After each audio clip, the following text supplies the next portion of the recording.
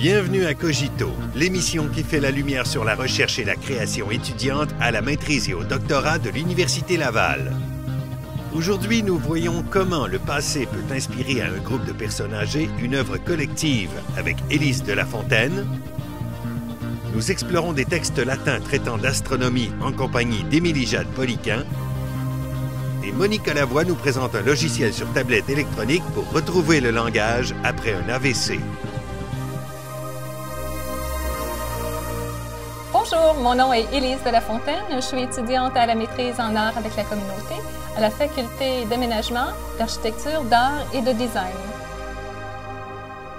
Ma recherche concerne l'existence d'une corderie qui a eu lieu. La corderie a existé de 1848 à 1868, approximativement dans le quartier Saint-Sauveur, dans la basse ville de Québec. Donc, elle a laissé des traces dans le paysage urbain. Et moi, j'ai été interpellée par ces traces-là et j'ai travaillé avec un groupe de personnes âgées qui, eux, fréquentent un centre directement situé sur l'ancien site de la corderie. Alors moi, je suis à la recherche, en fait, est-ce qu'il y a un sens? Est-ce que les traces qui restent de cette corderie-là ont un sens en fonction de ces gens-là? Et le fait aussi qu'ils fréquentent un lieu directement sur l'ancien site. Une corderie, c'est un bâtiment où on fabriquait des cordages pour la construction navale. Donc, c'était un bâtiment étroit, mais très long. En fait, la longueur du bâtiment détermine la longueur de la corde. Mon processus créatif a généralement 5 étapes. Il y a toujours une période de recherche. Suite à la recherche, une fois que j'ai suffisamment d'informations, je commence à faire différents échantillons. Donc, en fonction des informations que j'ai trouvées, je vais faire différentes interprétations, je vais fabriquer différentes choses. Et lorsque j'ai suffisamment d'échantillons, je vais commencer à assembler différents échantillons entre eux. Et suite à ça, évidemment, il y a des résultats qui sont plus intéressants que d'autres. Alors, je vais garder les résultats qui sont plus intéressants, qui m'interpellent davantage. Et ceux-là, je vais les aboutir à une œuvre complète. Le processus a duré 8 semaines. J'ai côtoyé à chaque semaine, pendant 8 semaines de temps, un groupe d'aînés. La moyenne d'âge était 85 ans.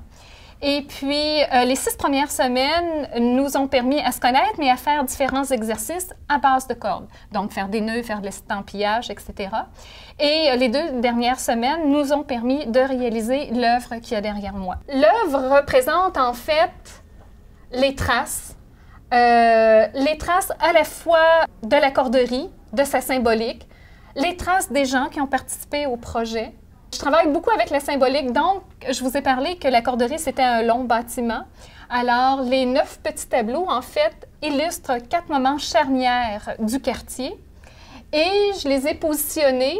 Dans ma tête, moi, je représentais la corderie, de la façon dont ils étaient positionnés. Et le triptyque derrière, grosso modo, il représente le terrain sur lequel elle avait été construite. Je me promenais beaucoup dans la basse ville de Québec à la recherche de mon sujet. Et je me suis retrouvée à me balader, en fait, dans le quartier Saint-Sauveur, en bonne touriste.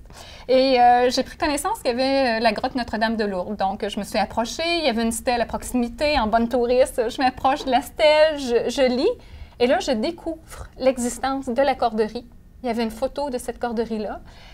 Et on dit clairement qu'on y fabriquait des cordages à base de chanvre pour les navires. Et moi, ça m'a interpellée, je tenais mon sujet. Ça venait me chercher et c'était important qu'il y ait un lien avec ma pratique artistique. J'ai une pratique principalement avec la fibre. Donc, fibre de coton, fibre de lin, fibre de chanvre. Je travaille avec la plume, le crin de cheval et je travaille aussi avec des techniques qui sont assez conventionnelles, traditionnelles. Donc, le tissage, le tricot, la couture, la teinture, je fais toutes mes colorations. Alors, avec les informations que j'ai trouvées, ça m'a permis de délimiter dans le quartier Saint-Sauveur, en fait, le quadrilatère qui est concerné par cette corderie-là, qui est situé entre la rue Arago au sud, la rue Bagot au nord et de Mazenod et Snaï. Je suis tombée vis-à-vis un panneau qui disait qu'ici, il y avait le centre d'hébergement Notre-Dame de Lourdes et c'était exactement sur le site de l'ancienne corderie. Alors, encore une fois, un coup de cœur, des frissons, je venais de trouver ma communauté. On a fait différents exercices pour se préparer pour le travail final. Donc, que je les ai embarqués dans mon processus, et c'est de faire différents échantillons. On a travaillé avec les cordages, on a fait des nœuds, et un des exercices qu'on a fait avec les nœuds, en fait, c'est de laisser des traces de nœuds. Alors ici, vous avez des exemples. Je leur disais, comme consigne, vous utilisez différents nœuds, vous utilisez différents crayons, vous vous amusez, vous vous explorez. Alors ici, dans ce cas-ci, c'est le contour extérieur du nœud qui a été fait. Et ce que je trouve fascinant, moi, esthétiquement parlant, je trouve ça magnifique, la façon. On voit parfois le coup de main qui est un petit peu incertain. Ici, c'est encore avec les nœuds. Le nœud qu'on a placé sous la feuille de papier et qu'on a fait un frottis avec un crayon de cire. Donc, c'est des techniques aussi qu'on a repris pour le projet final. La journée qu'on a fait, qu'on a transformé les feuilles de papier estampées en bateau, écoutez, ça a dégénéré. Il y a une personne qui a suggéré « Ah oui, on faisait des avions aussi », donc on s'est mis à faire des avions, on a commencé à lancer ça un petit peu partout. C'était tellement fantastique. Il n'y avait plus d'âge. Peu importe qui on était redevenus des enfants. On a eu un fun noir et il y avait le monsieur qui parlait ni français ni anglais. Je crois qu'il n'avait jamais fait d'avion de papier. Il était fasciné. Il en a refait durant la semaine. Il a redemandé à en faire la semaine suivante. Il était fasciné. À chaque fois qu'il lançait son avion, il riait. Il était vraiment fasciné par ça. Alors, c'était un moment là, fantastique. J'ai remarqué qu'il y avait eu énormément de retombées pour ces gens-là. Ils ont commencé à se faire confiance, à s'auto-féliciter. Il y en a qui ont découvert des liens de parenté entre eux. Ils ont abordé des sujets entre eux qu'ils n'avaient jamais abordés. Donc, ils ont appris à mieux se connaître, à se connaître sous un autre jour. Leur conversation évoluait. Une personne âgée a tendance à ruminer souvent les mêmes problématiques, les mêmes petits bobos que la personne a. Mais en apportant un nouveau sujet, la conversation changeait, ils oubliaient leurs bobos et les intervenants ont connu leur clientèle sous de nouveaux jours. Ils ont appris énormément de choses. Donc, c'est ça qui est fantastique. Alors, leur rapport, leur vision a changé aussi. Voici comment je me représente les personnes âgées. Pour moi, les personnes âgées sont des grains de maïs. Le grain de maïs, en fait, renferme tout le potentiel de la plante. On est mis en terre. On grandit, on devient un plant, on fait des fruits, il y a la récolte. Donc, tranquillement, pas vite, comme tous les humains, les personnes âgées ont avancé dans la vie pour redevenir, en fait, des grains de maïs. Et pour moi, contrairement au début, où ils ont tout le potentiel de la vie à vivre, rendus à leur âge, ils ont tout le potentiel de la vie qu'ils ont vécue. Moi, je dis que chacune des personnes âgées est un popcorn potentiel. Donc, ça prend juste un peu de folie pour aller au-delà de... et pour moi, l'art est un outil parmi d'autres outils pour justement manifester cette espèce de folie-là qu'ils ont encore en eux. J'ai débuté ma recherche sur des traces. Et je la termine aussi en laissant des traces. Donc, l'œuvre laisse une trace nouvelle de la corderie, parce que c'est quand même le sujet. Les gens qui ont participé laissent une trace d'eux-mêmes. Moi, en tant qu'artiste qui est venu ici faire mon projet de recherche, je laisse une trace aussi de mon passage. Et c'est pas tout de laisser une trace, mais c'est de faire revivre un passé, d'avoir transmis des informations. Donc, ils sont partis avec un bagage de connaissances plus important que lorsqu'ils sont arrivés, moi de même. Et c'est fantastique quand on part d'une personne âgée et que là, on voit le petit popcorn en elle surgir. Ah, c'est un bonheur.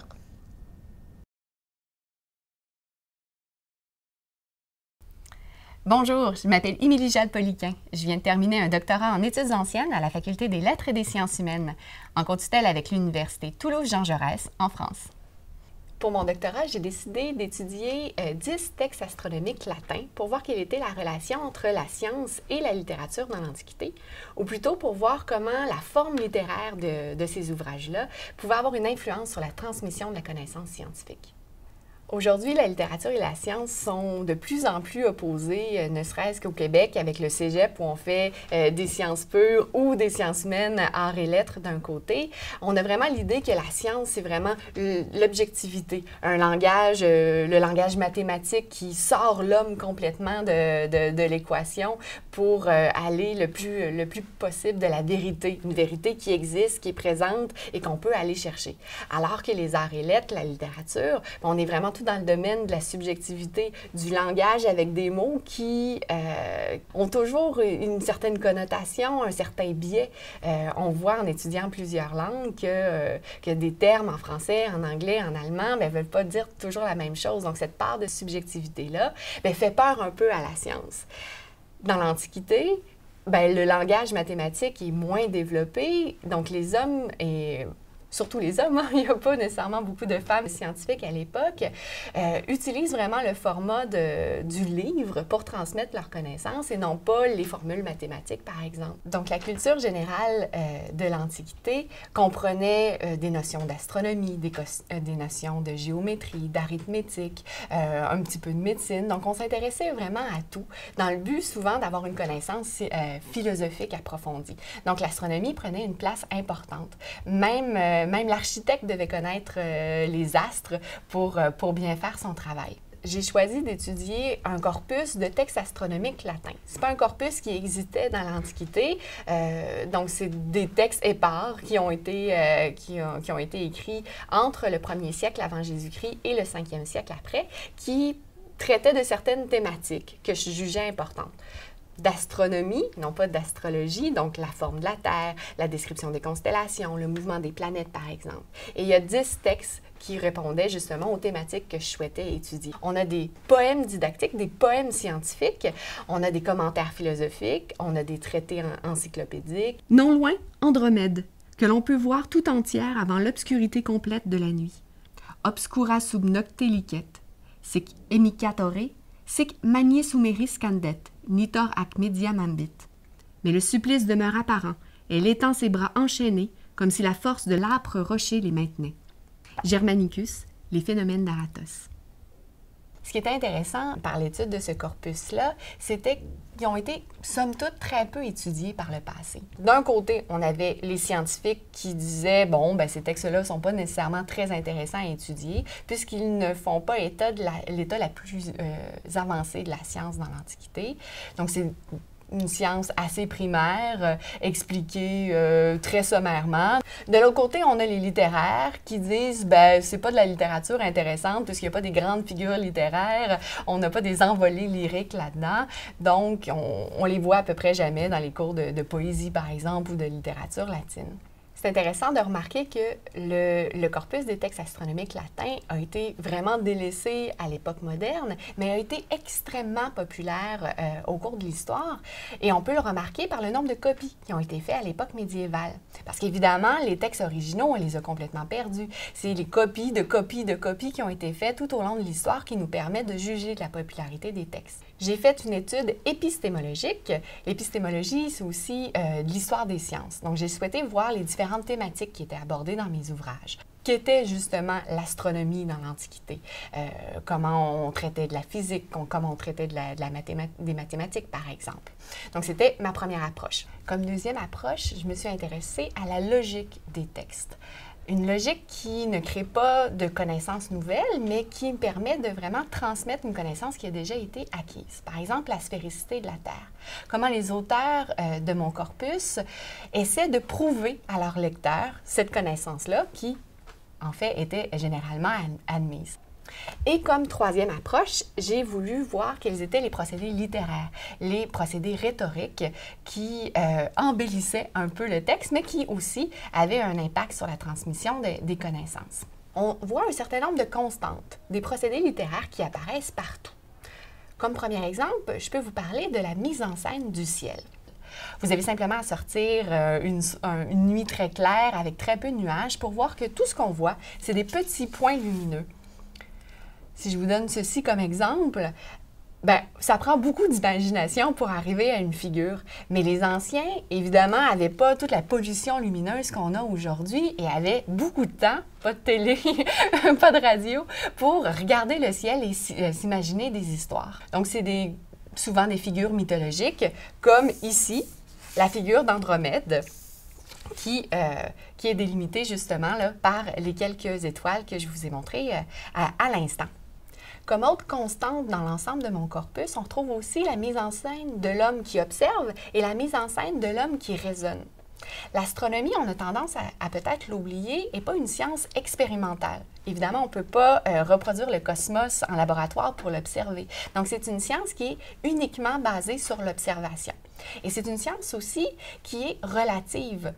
Si on pense aux éclipses, bien, les éclipses de lune ou de soleil apparaissent telles quelles seulement sur la Terre. Si on était situé sur Mars, on pourrait avoir des éclipses de Terre. Si on pense au mouvement des planètes Mercure et Vénus, qui, puisque on le sait aujourd'hui, sont plus proches du Soleil que nous, mais font des loupes un peu bizarres dans le ciel, bien, tout ça se passerait complètement différemment si on était situé sur une autre planète, depuis un autre point d'observation. Donc, en mettant en scène l'homme qui observe, ça nous permet justement de voir toute cette relativité de cette science. Ce qui est intéressant, c'est que souvent, on va s'adresser directement au lecteur. On va lui dire, bien, si tu regardes telle portion du ciel, tu vas voir telle constellation, tu vas remarquer que le Soleil se déplace plus rapidement dans telle période de l'année, par exemple. Donc, on va avoir beaucoup d'appels au lecteur au-dessus.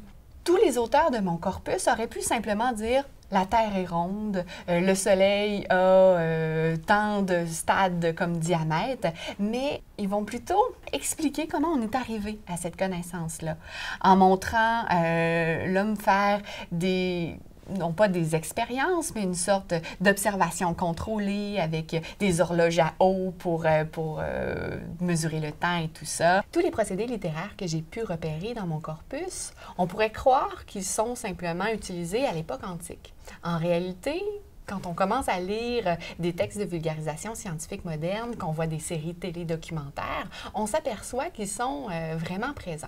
Je peux vous faire une suggestion pour voir justement tous ces procédés littéraires utilisés à la sauce moderne. Je vous recommande fortement d'écouter une série télé qui est une réactualisation de ce que Carl Sagan avait fait dans les années 80, qui s'appelle Cosmos A Space-Time Odyssey. C'est vraiment bien fait et on voit toutes sortes de procédés comme ça qui ont été utilisés dans les textes anciens. En étudiant les textes astronomiques latins, j'ai vraiment une réflexion personnelle sur quel est le rôle de la science à l'époque moderne dans notre société d'aujourd'hui, quel est notre rapport à la connaissance scientifique, à la vérité. Et j'espère vraiment que les gens qui vont mettre la main sur ma thèse vont avoir ce type de réflexion-là et je juge que c'est vraiment important dans une société qui met de plus en plus de l'avant la science au détriment peut-être d'une connaissance un peu plus générale, philosophique, intellectuelle.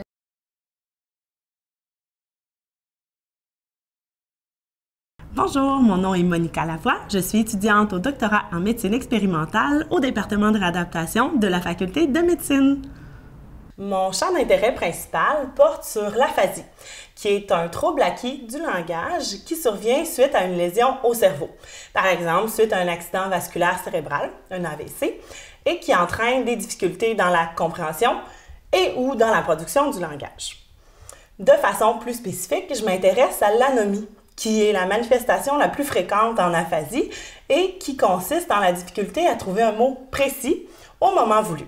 Quand on s'intéresse à la prise en charge des personnes aphasiques dans le système de santé québécois, on se rend rapidement compte qu'il y a un manque de ressources pour cette population-là. Typiquement, quand une personne fait un AVC, elle va d'abord être prise en charge en centre hospitalier, en soins aigus, et s'il y a des difficultés de langage qui sont observées, déjà il va y avoir un début de suivi en orthophonie. Quand l'état de la personne va être stable, elle va être transférée en centre de réadaptation, où il y a un processus de réadaptation intensif qui va débuter, notamment en orthophonie, mais également en physiothérapie, en ergothérapie, selon les besoins, et qui peut durer de quelques semaines à plusieurs mois, selon les besoins de la personne. Malheureusement, actuellement, la fin du suivi en réadaptation rime souvent avec la fin du suivi en orthophonie. Donc, il y a des services qui peuvent être offerts en milieu externe, mais les listes d'attente sont souvent assez longues et il y a des gens pour qui c'est pas possible, par exemple les gens qui habitent en région. Donc, ils peuvent pas se déplacer à toutes les semaines au centre de réadaptation pour recevoir les services. Il y a plusieurs personnes qui se retrouvent sans service quelques mois après leur AVC, alors qu'il y a consensus dans la littérature scientifique à l'effet que même plusieurs années après l'AVC, l'intervention en orthophonie permet des gains significatifs au plan de la communication. Donc, si on additionne ça au contexte budgétaire actuel en santé, on comprend que ça devient assez urgent de commencer à se questionner sur des alternatives pour permettre aux personnes aphasiques de maximiser leur potentiel de rééducation, mais sans ajouter de charges supplémentaires sur les ressources professionnelles en place qui sont déjà insuffisantes pour répondre aux besoins. Ce que mon projet de doctorat propose pour répondre en fait à ce manque de ressources-là, c'est d'explorer l'efficacité des nouvelles technologies, plus particulièrement dans mon cas de la tablette électronique pour le traitement de l'anomie. Ce que je veux faire, c'est d'évaluer l'efficacité de thérapies qui sont auto-administrées à domicile, c'est-à-dire que le client effectue seul, à la maison, sans la présence de l'orthophoniste.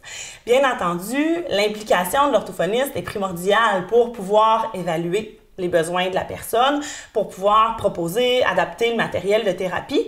Mais ce qui est super intéressant, c'est que par la suite, le client à la maison peut se pratiquer aussi souvent qu'il le souhaite, ce qui nous permet une fréquence d'intervention qui est beaucoup plus importante que ce qu'on pourrait avoir en thérapie traditionnelle en présence de l'orthophoniste. Ce qui fait en sorte que l'application va être personnalisée, c'est qu'elle va viser le réapprentissage de mots qui sont fonctionnels et choisis par la personne aphasique et son entourage.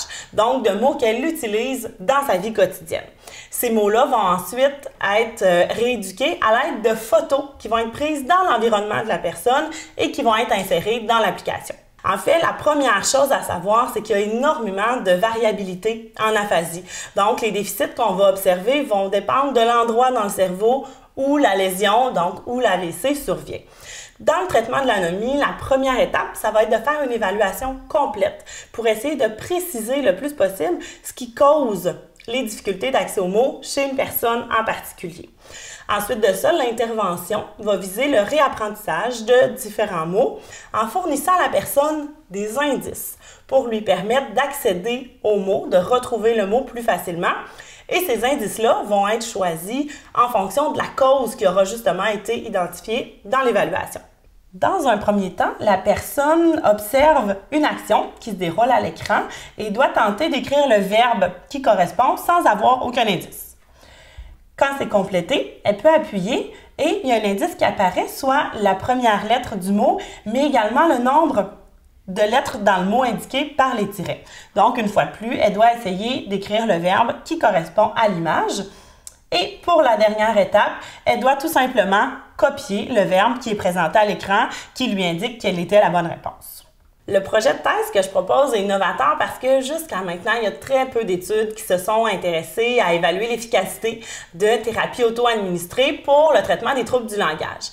La plupart des études qui ont été faites avec l'ordinateur. Donc, avec la tablette électronique, là, c'est rare. Là, il y a quelques études qui ont été réalisées. Et pourtant, la tablette électronique présente des avantages intéressants par rapport à l'ordinateur, notamment par sa facilité d'utilisation et sa facilité de transport. Donc, la personne peut l'amener partout où elle va, puis ça peut devenir vraiment un outil qu'elle utilise de façon quotidienne. Il y a également le fait que dans la plupart des études, l'ordinateur est utilisé, mais en présence de l'orthophoniste, par rapport à ce que moi je propose, où on parle vraiment d'un traitement qui est auto-administré et qui permet de répondre au manque de ressources.